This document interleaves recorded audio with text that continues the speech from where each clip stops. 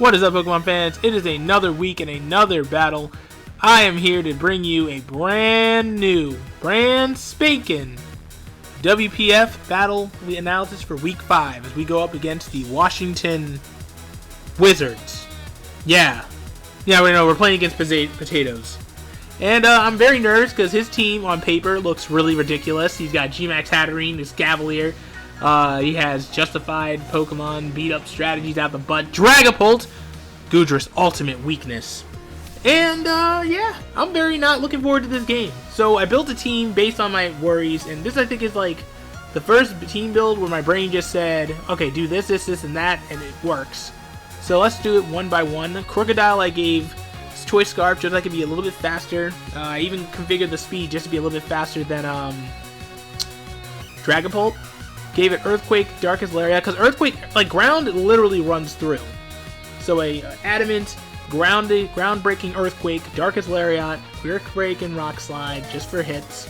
We have a defensive Porygon 2. I made it a Relaxed Nature with 180 defense, 252 HP, because even with this set alone, a special attack boost of 20 with a special defense boost of 52. It's nice. It's not bad. Giving it Trick Room is nice because we have a really big speed disadvantage against him. And I don't feel like trying to really try too hard defensively with speed. But Trick Room's nice. Ally Switch, of course. Tri-Attack and Shadow Ball because we hit a lot of things with Ghost. More than we hit with Electric or Ice for coverage. Goodra is now not even the focal point of our offense anymore because realistically it has Assault Vest. Just in case we face up against G-Max Hatterene because that thing hits so hard. Along with Draco Meteor, Sludge Bomb, Flamethrower, Muddy Water for effect and coverage. We also have Salazzle for our good old-fashioned Heat Wave, Sludge Bomb, Taunt, Protect, max speed. Oh god, I made this thing modest by accident. Well, alright, that's fine. It's supposed to be timid with fire and water. I forgot how fast this thing was going to be. How fast were you supposed to be? We put you at level 50. Yeah, now I remember. I think we did modest to be faster. Either way, you know, we got the speed. I wasn't too worried about outspeed. I wanted to be faster than Terrakion minimum because I knew I didn't outspeed the other two, and I just like working under those conditions. Plus, Fire and Poison is very good moves to block up against Fairy and block up against Steel, so we wanted to worry about that.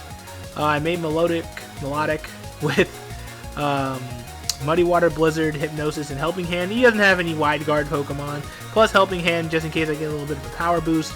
Hypnosis is really nice. Blizzard just hits a lot of things, and it does serious damage to Dragapult. And Muddy Water because it hits a lot of other stuff too.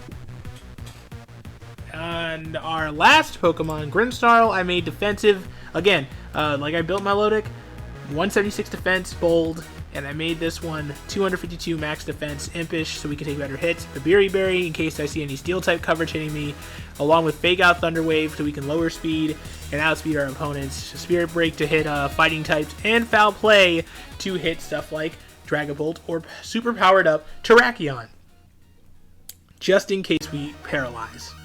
And yeah, that's really how the team is looking. Very nervous about this too. So we'll move on to game 1. Which wasn't too bad, honestly, looking at it.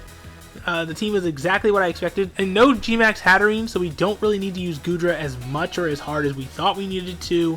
Its team is basically 90% physical, unless he does special Dragapult, which I highly doubt. Weavile, so he has basically two Pokemon with options for beat up, and actually three Pokemon that could just do beat up with Terrakion, and honestly I'm not looking forward to that. He has a Scavalier, so we really can't take advantage of a lot of things because we don't have any fire type usage. But bringing Salazzle will most likely scare him out of using a Scavalier, which is something I really am not scared of. So let's start the battle for this game.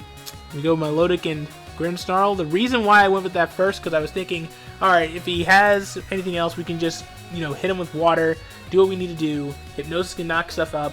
If he has Weavile, we can just hit him with the knockoff and then go for Blizzard or Fake Out. Fake Out and Blizzard, my bad. Fake Out and Blizzard and do whatever we need to do. So at the time being, I went for Fake Out, which completely threw me off. And went for Steel Wing as well. He doubled me up, but thanks to Babiri Berry, we took that pretty well. Put this thing to sleep, which is what I need to do. And then it was great.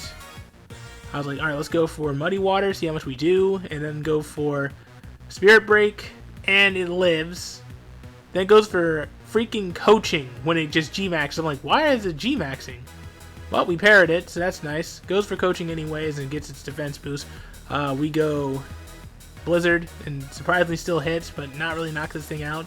He goes up into Weavile, which is like, well, that's totally fine with me, because I'm just going to D-Max, which is probably the best move, because I'm thinking, wait, we can just D-Max, and he goes for Fake Out, which is fine. Expecting Dragapult to wake up, but it doesn't. And then going for Max Hailstorm, knock that boy out, and then have our Hail Out, which is great. We basically get rid of his D-Max. He D-Max Dragapult, thinking that if he does that, then Goodra can't really do anything. So, again, this is why I'm glad I didn't do Goodra for this battle, or didn't make Goodra the focal point of this game. And I think that's really going to be my only way from now on to win. We just can't rely on Goodra too much to the point that everyone's going to expect that. It's not that unstoppable. So we maxed Geyser, knocked out Escavalier, went for Tri-Attack, knocked out Weavile. So that's great. We won 4-0 in a nice commanding fashion. Milotic gets 3 kills in this game, and that's good. Good, good, good. Ah, yes. Game 2. This game was frustrating, but in the best type of way. So we again lead out with something else. He goes Terrakion and Riolu this time, and Coaching Riolu is what's expected. I went Crocodile and Grimmsnarl, got the nice attack drop, and I was thinking, let's just G-Max out the gates anyways, and then I wanted to go for Thunder Wave, or Fake Out the Riolu, which was totally fine. I went for Max Quake, did about 35%, got the special defense boost. I should have just attacked again and went for, but I missed Thunder Wave, which is totally fine. You see, what really cost us the game here is that he went Max Knuckle out the gates, and I'm like, well, this isn't good at all.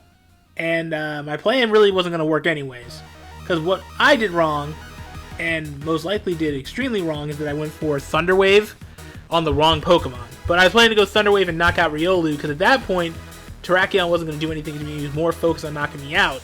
And at that point, we still had the game on lock, but we just screwed ourselves by not knocking out Riolu, because then Riolu became a bigger problem in the long scheme of things. But getting the pair on here was nice and needed. Going for the Muddy Water, but it wasn't enough to kill it. And I'm like, God darn it. But then hit me with Max Rockfall, we die. Nope, we live off 1%, but then die to the Sandstorm. So this game's already kind of going downhill. It's getting worse, because now we have to deal with Goodra here. And it's making me think that maybe Protect on Goodra is probably the best moves most of the time. Because I really think that if we did, we would have actually won that game a little bit better. But yeah. Because then we could have easily knocked out Dragapult, and then the game would have been ours, and we would have won game 2. But I didn't do Protect because I'm stupid. But that's okay. That knockout was really just bad, and then Foul Play just killed the crap out of Dragapult. So at that point, the game was... It's closer now, but he had Volcarona, which I sort of feared, and I thought, well, we still have a chance, but then the burn kicked in, and then that just ruined it. So I'm like, I'm not even mad about that. But yeah, I think that's game right there. Nothing we can do about it. But we tried our best. At least we cut it down to a 1-point loss, which is what I really just needed the most, just to minimize the loot loss damage to raise our potential up. But it's really good, or differential. So, you know, game 2 ends up pretty it's pretty saucy, but it's alright. Nothing too bad. We'll just pause it up. That was a good game on Potato's part. I really screwed up on at least 3 turns in how I did my decision making, but it's totally fine because it didn't end as bad as we really needed it to be. And that's okay. I feel stupid because I felt like we really didn't need to like lose anything important there. But we just didn't play that smart. I Thunderwaved the wrong Pokemon. And then I probably should have put certain moves on Goodra for it to be effective, but it just didn't do anything in this game, which is totally fine. It got a kill, but it got a death. So we'll move on to game 3, which I think is probably my favorite part of this. So yeah, in game 3, here we are. Let's kick it off. Out the gates he goes Dragapult and Volcarona. This freaked me out because I did not know what he was planning. I didn't know he was either going to go G-Max out the gates into Volcarona, because that actually would be a problem. And I thought, well, if I G-Max early and he G-Maxes early, which is what I highly expected, but he could totally just do whatever he wanted here and it would work in his favor. But he goes G-Max, or sorry, D-Max Dragon Bolt. I go D-Max to my Lodic. He goes Rage Powder, Max Steel Spike, and I think he might have misclicked pretty hard, but we would have survived the Max Steel Spike, most likely. So I don't know, I think he might have misclicked there. I'm really hard expecting. But, you know, it's not that bad. We go for Max Geyser, we do a lot, and we have the rain out, so now Volcarona is pretty much crippled. Foul Play wasn't enough to kill this thing, which is totally fine, it doesn't matter. I want to go for Ice on the Dragapult, but I thought, hey, let's go to Porygon 2, perfect opportunity. Goes for Rage Powder again. Max Wormswind me out of complete surprise. I thought he was going to Max Steel Spike again, but I'm like, oh, okay, that hit pretty hard, and that did a lot. And then the attack drop basically just sealed the game with a big competitive boost. I'm like, oh, this is beautiful. Go for Hailstorm, knock out Volcarona, put the Hail up so Blizzard can now hit effectively with +2 special attack. Yeah, we've pretty much got this game on lock now. Goes Riolu, I'm going to go Max Guard and then activate Trick Room, which I think was like the best part. Like, hey, we finally used Trick Room after 5 weeks. And boom, now this game is pretty much sealed. Well, it's not sealed yet, but the +2 special attack boost was nice. You want to know what was the most unnecessary thing, though? Went for coaching, but that wasn't it. Just getting the crit tri-attack. Like, that was so unnecessary. But we got it. Then went for the Blizzard, knocked him out, boom, and that's game. And then he goes up into Terrakion, which is already right. Missed, all that stuff doesn't work. Goes for the Protect. Go for Muddy Water. Nothing we can do about that. And then we finish this thing off with a nice Muddy Water and get a big fat W and go back up into a 3-2 winning record against a really tough team. So that's great. Great game by my opponent. Really nice that we went all the way to Game 3 and to finish it off in a nice, fresh style. Another 4-0 win and 3 more kills for Melodic, making it now my second deadliest Pokemon. And it probably might have hit the top 10 kill list. It had to at this point with 10 kills. It has 10 kills and 4 deaths, so I think it should be good enough. So yeah, that game went great. I think we could have gotten it down to 2 games, but you know, whatever. 3's fine. We won. I'm not gonna knock it. I'm gonna celebrate by listening to some Jack Harlow. Why not? So that's really all. Thanks for watching. This was pretty wild. I can't wait for week 6. Hopefully that doesn't go bad. And I guess I'll see you next time when I have the chance. Because school's kind of now starting up pretty soon, and it's gonna be kind of hard to bring out content or even make anything. And now the internet's kind of been crapping out on me too, so it's gonna be tough. So. Stay safe out there, and bye. Okay, before we leave, I want to kind of explain myself on my last couple of trades. So, for the last 2 weeks, I've been making pretty much really quick trades. I forgot to mention that, I traded away Aegislash and, what else? Aegislash and Mr. Mime for Frostlass and Crocodile to get some kind of anchor point stuff going. I thought in my head now, up to week 5, you know what? This is freaking stupid. So then I just made some different trades and thought, well, I need a fire and electric type. So I tried my best to get Chandelure, but I didn't want to trade any of my B tiers. I thought about saying, we should probably get Rotom Heat. That would have been perfect, right? A fire, electric type, everything. Oh, wait, got to get rid of an A tier, and I got to get rid of my Lodic, or get rid of Grimmsnarl, G-Max, and that in order to make some type of blockbuster trade. But everything else that's on the G-Max board list is crap. So no, we're not doing that. So instead I thought, you know what? Let's drop Passimian for Salazzle. Okay, that makes sense. I like that idea. We get a fire and a poison type, and I don't gotta worry about anything else. Hey, you wanna know what's a better idea? Let's get rid of Gigalith, who pretty much has just been nothing more than a Pokemon that's been used for weather disruption, who I've not used properly for the last 5 or so weeks, or since week 1. It hadn't had a good game since then. I thought, well, that makes sense. I'm not really too worried about any weather. Like, Sand's probably the best version, and that ain't even good. Because, oh my god, it's just Gigalith. That's it.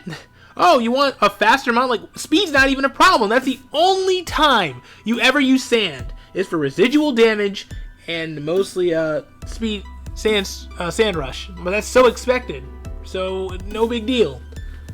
But yeah, on top of that, dropped it for Aegislash, because I really like that Aegislash has a lot of defense, and I'm tired of getting clapped by steel types.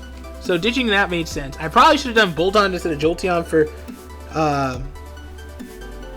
Froslass, but Jolteon is just an electric type that also has electric type immunity, also can hit pretty hard with 110 special attack. Not only that, 130 speed, outspeed pretty much a lot of stuff in this dang metagame alone, so that means we have an opportunity to use it for any type of purpose we need it for. It has Hyper Voice, it has Thunderbolt and Electric type, it has Shadow Ball, Bug type, a bit of coverage, and it has like other stuff that I most likely will use later on. Or not. It might never be used. And you can't even get mad at me for that, because who cares, right? What else? I think that's it. The only trade that even made sense and down the line was probably Salazzle and Aegislash. I didn't feel like keeping Froslass because it was most likely also a frail Pokemon, but it didn't really have anything else to offer except for maybe Ally Switch and Poltergeist, and that wasn't enough. I already have Redirection. I already have a Ghost typing Aegislash who also has a better defenses and also hits pretty hard offensively as well. Can take a hit and give a hit, if you know what I mean. Crocodile was too good to pass up because, you know, I like the Intimidate option along with Moxie in order to set up some type of sweeping factor, and its 92 speed means that Scarfing it will be very nice to do later on.